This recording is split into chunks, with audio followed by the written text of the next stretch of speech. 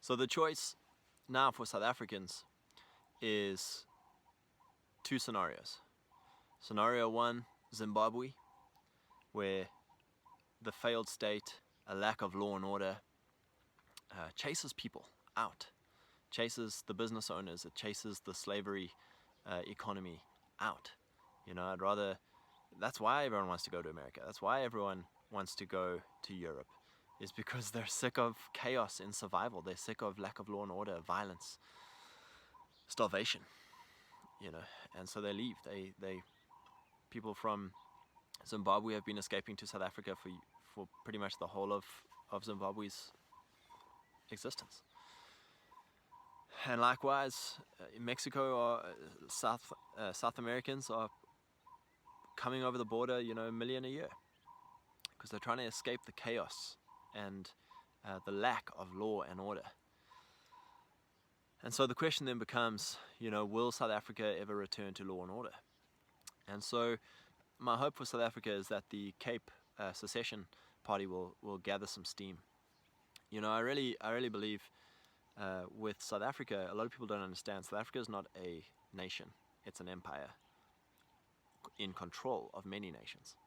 So the Afrikaner nation, the English nation, the Zulu nation, the Xhosa nation, and so forth. 15 odd nations controlled by one central empire.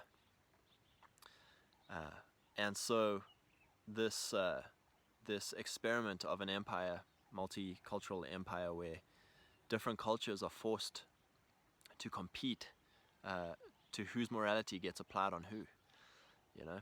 And so I really do hope for an independent Zululand, an independent Xhosa land, an independent Boer Republic, an independent English Republic, an independent, you know, whatever your nation is, for you to be able to live amongst your own people. I think we have this desire deep inside just to live in peace, just to live next to the people that are like us, that adhere to our social norms, you know. And so in America they had that for near 200 years, but Zimbabwe, what happens there is that a lack of law and order leads to racial strife, and not just amongst the whites and the blacks, but amongst the two black tribes, killing each other, and political violence. And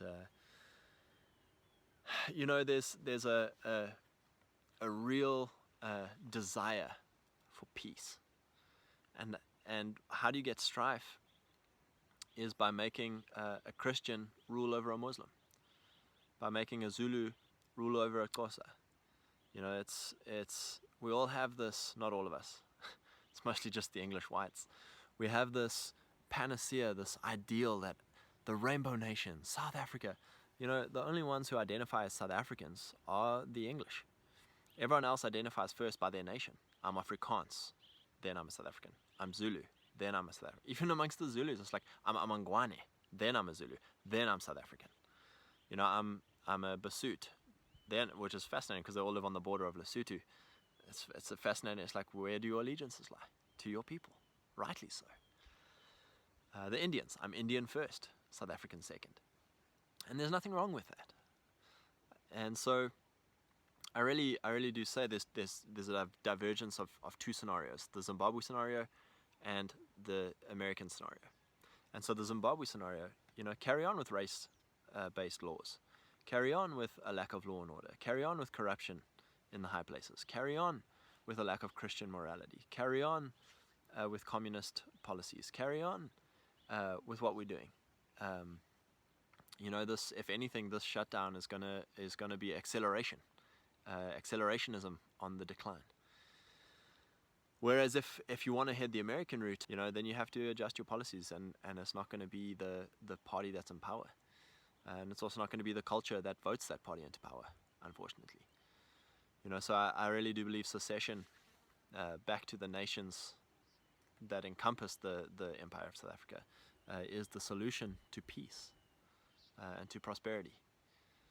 As far as America is concerned, you know, America are now facing the choice of whether they stay America or become like South Africa. You know, race-based laws are becoming a thing. Demographic voting blocks are becoming a thing. The chaos of a lack of law and order is becoming a thing. And so I think we're hitting at the base building block of any civilization, which is law and order. It's peace. You know, it's does the king wield a sword for righteousness? And you know, right now, right across the Anglosphere, there's many people who are realizing that our leaders wield the sword for wickedness. And so the question starts to become, Lord, like, what must we do? You know, and I think the Cape Secession guys are onto something. So bless you guys. Regardless of what happens, regardless of whether it's Zimbabwe or whether it's America, the scenario is for South Africa. Deuteronomy 28 verse 1 to 14 should be your daily declaration of your life. You know, wherever you go, God will bless you. Whatever you do, you know, I am blessed. The blessing of the Lord is upon me. And you've got to live in that place of blessing.